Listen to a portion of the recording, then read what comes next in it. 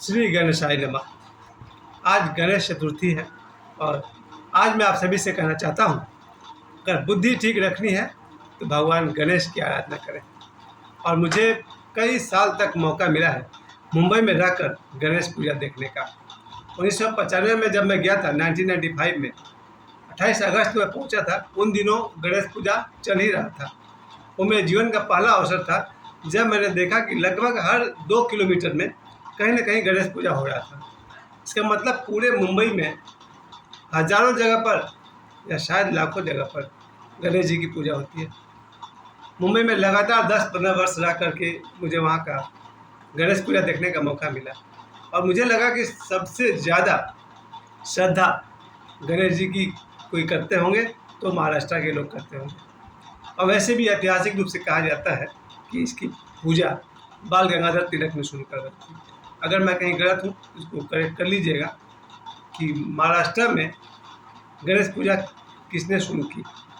इसको सर्च करके देखिएगा, शायद बाल गंगाधर तिलक ने शुरू की थी गणेश पूजा। और पौराणिक कथा की अगर मैं बात करूं तो भगवान गणेश को बुद्धि का देवता कहा जाता है। जैसे भगवान कृष्ण के लिए तो वो अनंत है, उनके एक डायमेंशन की तो बात नहीं है। भगवान राम की बात करें तो वो भी अनेक डायमेंशन वाले हैं, फिर भी एक आदर्श और नैतिक भगवान है। भगवान शिव भी मल्टी डायमेंशनल है, कभी क्रोध हो जाएंगे, कभी दयालु है। उसी प्रकार से गणेश भगवान, उनको बुद्धि का देवता कहा जाता है। मुझे एक बहुत विशेष बात बहुत पसंद है कि गणेश जी को बाल्यकाल में ही, जैसे कथा है कि उनके सिर को काट कर भगवान शिव ने अलग कर दिया था, फिर बाद में उस कथा में उन्होंने जोड़ दिया है गणेश जी का सिर। उसके बाद भी भगवान गणेश जीवन भर अपने पिता का और माता का आदर और पूजा करते रहे। इस किस बात का संकेत है ये? संकेत यही है कि ये बालक अपने माता पिता से बहुत प्रेम करता है। अगर मुझे पता चल जाए कि मेरे पिताजी ने बचपन में सिर काट दिया, हाथ पैर काट दिया, तो शायद दोबारा पिता से मुझे प्रेम ही ना हो, क्योंकि आदमी जो होता है स्वार्थी होता है।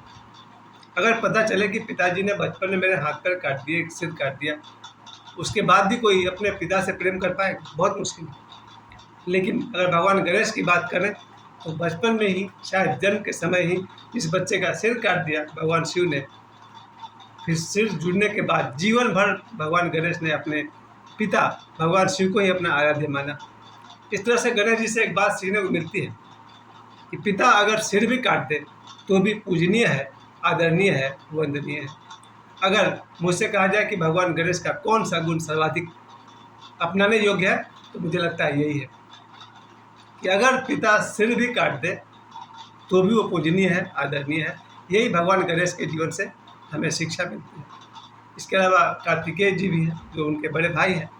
उनका अपना फील्ड है, मुझे लगता है दक्षिण भारत के लोग उन्हें बहुत पसंद करते हैं। गणेश पूजा महाराष्ट्र के बाद धनबाद तक पहुंच गया। 1990 के बाद पाथर्डी लोको बाजार में भी मेरे बड़े भाई ने शुरू करवाया था गणेश पूजा। उनका अपना एक पूरा ग्रुप था। यहाँ लोको बाजार में भी गणेश पूजा कुछ साल तक हुआ। और हमारे जहाँ हम रहते हैं दिगवाडी, वहाँ पर गणेश पूजा इतने धूमधाम से मनाया जाता है कि बहुत बड़ा मेला लगता है। और आज तो हम लोग मेला देखने नहीं गए, आज पहला दिन था। कल के बाद हम लोग जब भी जाएंगे उस मेले का दर्शन आप सभी को कराएंगे।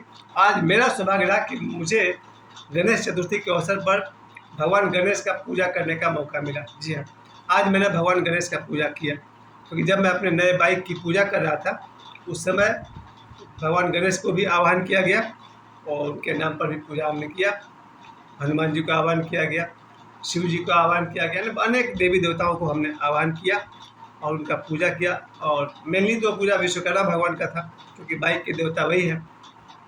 लेकिन इसके साथ साथ जब गणेश जी का आह्वान किया गया, मुझसे पंडित जी ने कहा कि आप गणेश जी का आह्वान करिए, गणेश जी का ध्यान कीजिए, तो मुझे अच्छा लगा कि आज गणेश चतुर्थी के अवसर पर मुझे उपवास करते हुए पंडित जी के श्रीमुख से मंत्रोच्चारण सुनते हुए और मंत्रोच्चारण करते हुए भगवान गणेश का ध्यान करते हुए मुझे पूजा करने का अवसर मिला। ये मेरा सौभाग्य है, मैं बहुत भाग्यशाली हूँ। और गणेश जी के विषय में एक बात और बहुत बढ़िया से माना जाता है। जब मैं मुंबई में था तभी मैंने सीखा था कि लगभग हर घर में गणेश जी की मूर्ति रखी जाती है और घर में दरवाजे से गणेश जी का मुख आपके घर के तरफ होना चाहिए। यानी गणेश जी का मुख बाहर की तरफ नहीं होना चाहिए। दरवाजे पर गणेश जी को ऐसे बिठाएं कि गणेश जी आपके घर के भीतर की तरफ देख रहे हों, उसको शुभ माना जाता है। तो मैं मुंबई में था, बहुत सारे जितने भी स्टूडियो में गया हूँ, और जब भी हम लोग सीरियल या फिल्म की शूटिंग करते हैं तो सुबह 10 बजे जो पूजा होती है वो अक्सर गणेश जी की पूजा होती है, क्योंकि गणेश जी का एक नाम है विघ्नहर्ता।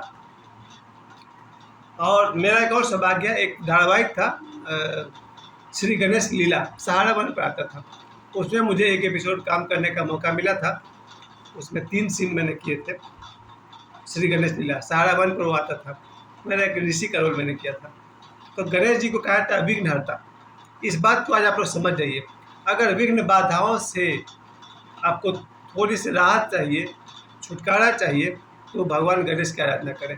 तो मैंने 2 बात आपसे कही, बुद्धि के देवता गणेश जी हैं और विघ्नहर्ता गणेश जी हैं। इसलिए देखा जाए तो प्रति सुबह जब आदमी नींद से उठे तो भगवान गणेश को स्मरण करें। जब भी कोई काम शुरू करें तो गणेश जी की पूजा करें। यहाँ एक बहुत ही मज़ेदार बात ओशो ने कहा है कि गणेश जी की प्रथम पूजा क्यों की जाती है। उसके पीछे ओशो ने जो अपना मंतव्य दिया था वो मुझे बहुत अच्छा लगता है, थोड़ा हंसने को भी लगेगा आपको, कि गणेश जी की प्रथम पूजा इसलिए नहीं की जाती है कि वो बहुत ही प्यारे और बहुत ही आदरणीय, बहुत ही सहयोगी देवता है, बल्कि इसलिए की जाती है भगवान गणेश की पूजा कि बचपन में वो बहुत ही उपद्रवी थे, नटखट थे, शरारती थे। ये बात है। यानी गणेश जी बचपन में इतने उपद्रवी थे, इतने नटखट थे कि अगर आपने उनको अपने कार्यक्रम में नहीं बुलाया, पहला पूजा नहीं किया, तो खतरा ये है कि आपको बहुत डिस्टर्ब कर देंगे, क्योंकि मजाकिया स्वभाव है उनका। तो लोगों ने सोचा कि बाद में गणेश जी परेशान करेंगे, इससे अच्छा है कि कोई भी काम शुरू करो तो पहले गणेश जी की ही पूजा कर दो। यानी कि इस प्रकार से प्रथम पूजा हमेशा गणेश भगवान को ही की जाती है। क्यों की जाता है? ताकि हमारे काम में कोई बाधा न आए। जब हम लोग मुंबई में शूटिंग करते हैं, प्रतिदिन सुबह 9 से 10 के बीच जो पूजा हम लोग करते हैं, हमेशा गणेश भगवान की पूजा करते हैं कि दिन भर 8 घंटे के शिफ्ट में, 12 घंटे के शिफ्ट में कोई बाधा न आए। उसी प्रकार अगर हम टीचर हैं, बिजनेसमैन हैं, दुकान चलाते हैं, या आप दुनिया का जो भी काम करते हैं, अगर आप काम के प्रारंभ में ही भगवान गणेश की आराधना कर सकें, उन्हें स्मरण कर सकें, तो आपके जीवन में कोई विघ्न नहीं आएगा, आपके कार्य में कोई बाधा नहीं आएगी। तो इस प्रकार से हम जब भी कोई शुभ काम करें, दुकान खोलें, बाइक खरीदें, या जो भी आप काम करते हैं, शुरू में ही भगवान गणेश की पूजा करनी चाहिए। प्रथम पूजा भगवान गणेश की होती है ताकि वो विघ्नों से हमारी रक्षा करें। विघ्नहर्ता गणेश जी।